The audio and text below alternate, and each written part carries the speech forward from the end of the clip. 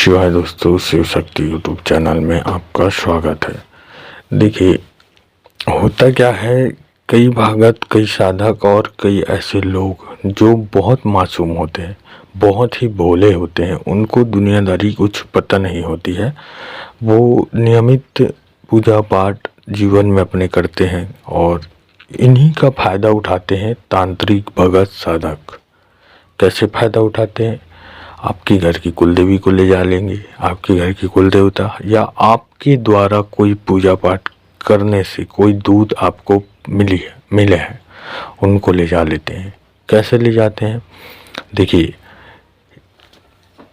देखिए, जब हमें पता रहता है कि हमारे घर में कोई नेगेटिव शक्ति है तो हम कोई भगत, तांत्रिक या साधक को बुलाते हैं, और उस समय पर अगर वो भगत, साधक, तांत्रिक सही है तो वो सही कार्य करेगा, और नहीं है तो वो फिर गलत कार्य करना शुरू कर देता है। देखिए, होता क्या है कि कई घरों में नेगेटिव शक्ति और पॉजिटिव शक्ति दोनों होती है, ठीक है। मतलब सकारात्मक और नकारात्मक दोनों शक्ति होती है। अब होता क्या है कि नकारात्मक शक्ति थोड़ी सी पावरफुल रहती है और सकारात्मक शक्ति थोड़ी सी कम पावरफुल रहती है, या उसका ऊर्जा कम रहता है, या उनके अंश कम रहते हैं। आप जितना पूजा पाठ करोगे उतना आपके अंदर सकारात्मक ऊर्जा आएंगी, आपके घर में ऊर्जा आएंगी। लेकिन कई बार ऐसा होता है कि आपका पूजा पाठ कम रहता है और सकारात्मक शक्ति जो होती है वो कम पावरफुल रहती है। तो उस दौरान में अगर कोई नेगेटिव शक्ति आती है, आपके घर में बैठती है, तो वो ज़्यादा पावरफुल रहती है, क्योंकि वो बाहर से आई है, कहाँ से आई है आपको पता नहीं। आप नॉर्मल है, या आपके घर में देवता भी है तो आपको पता नहीं है, ठीक है। आप नॉर्मल ज़िंदगी में पूजा पाठ कर रहे हैं। देखिए, जिस तरीके से तलवार होती है तो तलवार को चलाने वाला भी होना चाहिए, उसी प्रकार से आपके घर में शक्ति है तो उसको चलाने वाला भी होना, उनको मनाने वाला भी होना, ठीक है। तो आपको पता नहीं है, तो अब जब कोई आप भगत, साधक, तांत्रिक बुलाते हैं तो वो क्या करता है, आपका जब पूछा देखते हैं ना, तो उनका देवता सारी चीज़ें बता देता है। अगर आपके घर में नकारात्मक शक्ति है तो उसको भी बताएंगे, और सकारात्मक शक्ति है तो उनको भी बताएंगे। तो अगर वो भगत, तांत्रिक चालाक है तो वो क्या करेगा, आपको बुलाएगा, आपके सर पे हाथ रखेगा और अपने देवता को आपके अंदर प्रवेश कराएगा, और आपके देवता को वो अपने पास खींच लेगा, ठीक है। आपके पास नहीं रख देगा, वो नेगेटिव शक्ति तो खींचेगा ही, लेकिन पॉजिटिव शक्ति भी खींच लेगा। या तो फिर कई लोग ऐसे हैं जो पॉजिटिव शक्ति बस खींच लेते हैं, नेगेटिव रहने देते हैं। ऐसे भी है। पैसे के लिए आजकल लोग क्या क्या नहीं कर रहे, मतलब भलाई कोई करता ही नहीं है, किसी के बारे में हित सोचता ही नहीं है। तो वो तांत्रिक खींचेगा कैसे? देखिए, उनका देवता क्या है, पावरफुल है, और वो कई प्रकार की साधना करके वो अपने देवता को पावरफुल कर चुका है। आपने उतना किया नहीं है तो आपका देवता पावरफुल नहीं है, तो वो क्या करेगा, आपके देवता को खींच लेगा, ठीक है। और कई तांत्रिक साधक भगत तो ऐसे भी हैं जो आपके घर में अपना देवता छोड़ देते हैं, या आपके शरीर में अपना देवता प्रवेश करा देंगे।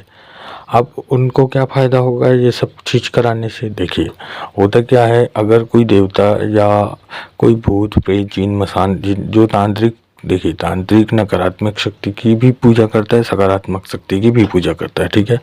वो दोनों से कार्य लेता है। अगर वो कोई प्रेत को आपके घर में छोड़ता है ना, तो उसकी शक्ति बढ़ती है, क्योंकि वो आपसे पूजवा रहा है, ठीक है। और वो भगत जो बोलेगा उसी हिसाब से वो शैतान आपके घर में खेलेगा। वो बोलेगा कि ये काली है तो काली जैसे ही सवारी आएगी उसकी, काली के जैसे ही आपके घर में पूजा पाठ स्वीकार करेगा वो। और वो बोलेगा कि ये बाबा भोलेनाथ है तो बाबा भोलेनाथ के नाम से करेगा, ठीक है। देखिए, तो उसका सबसे बहुत खतरनाक लक्षण होता है, जो अगर आप समझ सकते हैं तो समझ जाएंगे, कि जब से आप उनकी पूजा पाठ शुरू किए हैं ना, तो आपके घर की दिक्कतें बढ़ती चली गई है। देखिए, दुश्मन कभी भी आपका भोग खाकर आपका दोस्त नहीं बनेगा, वो आपका भोग खाकर आपका दुश्मन ही बनेगा। ठीक उसी प्रकार नकारात्मक शक्ति कभी आपकी हित नहीं कर सकती, हमेशा अहित ही करेगी।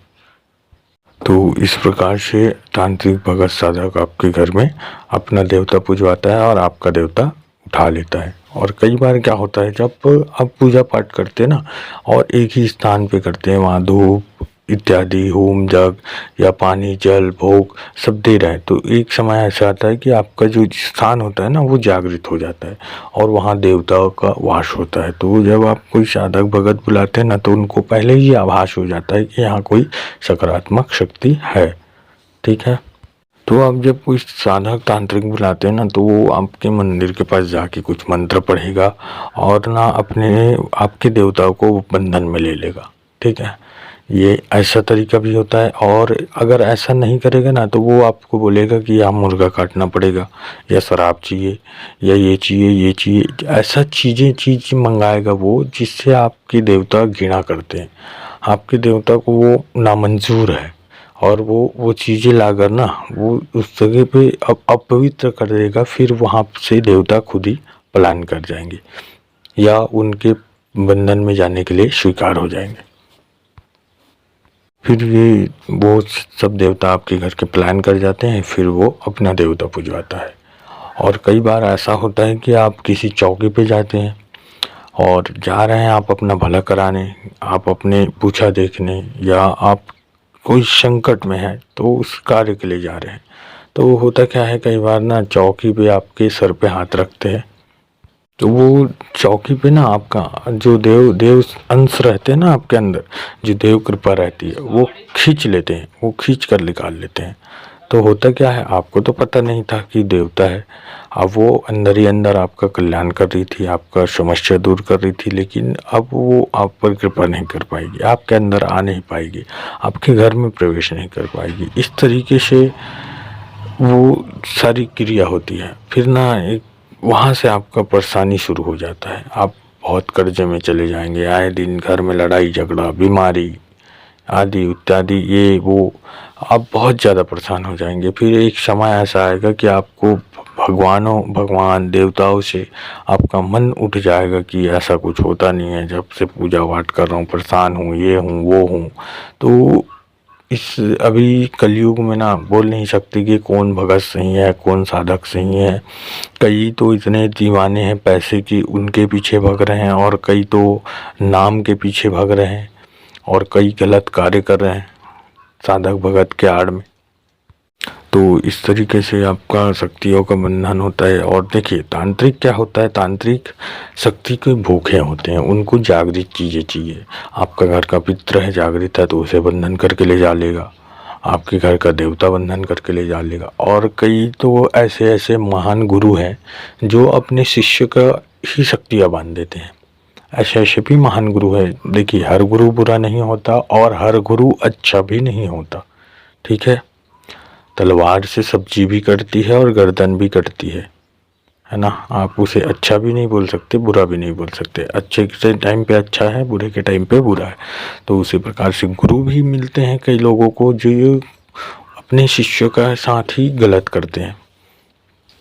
गुरु अपने शिष्य का शक्ति ही बांध देगा। देखिए होता क्या है, जब आप गुरु से आप दीक्षा लिए हैं, ठीक है, वहाँ तक तो ठीक है, लेकिन आप जब कोई उच्च कोटि देवी देवता का पूजा पाठ करते हैं ना, जैसे कि बाबा भोलेनाथ, हनुमान जी महाराज, माता दुर्गा, माता काली, तो ना आपके गुरु आपका कुछ नहीं कर पाता, आपका गुरु अपना अहित नहीं कर पाता। अगर आप पूरा समर्पण भाव के साथ आप सेवा पूजा उठाए हैं आप उच्च कोटि देवी देवता का, तो आपके साथ कोई अहित नहीं होता। ठीक है, तो इससे अब बचने की तरीका वही है, आप उच्च कोटि देवी देवता का पूजा करें पूरे समर्पण भाव के साथ। मंत्र जितना से ज़्यादा हो सके आप जाप कीजिए, मंत्र इत्यादि साधना।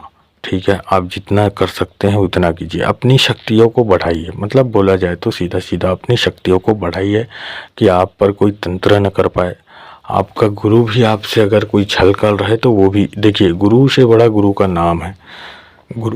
गुरु एक समय के बाद अनबन भी हो जाती है ना, तो गुरु का नाम लेकर आप कार्य कर सकते हैं। और मैं एक वीडियो बनाऊंगा, जो एक व्यक्ति मेरे पास आया था जिससे वाल्मीकि समाज का है वो उसके गुरु के साथ उनका अनबन हो गया था। तो मुझे आशा है जानकारी आपको पसंद आई है। अभी चैनल पर नए हैं तो चैनल को लाइक कीजिए, शेयर कीजिए, सब्सक्राइब कीजिए। मिलते हैं एक नई जानकारी के साथ नई वीडियो में, तब तक के लिए ओम नमः शिवाय, ओम नमः शिवाय, ओम नमः शिवाय।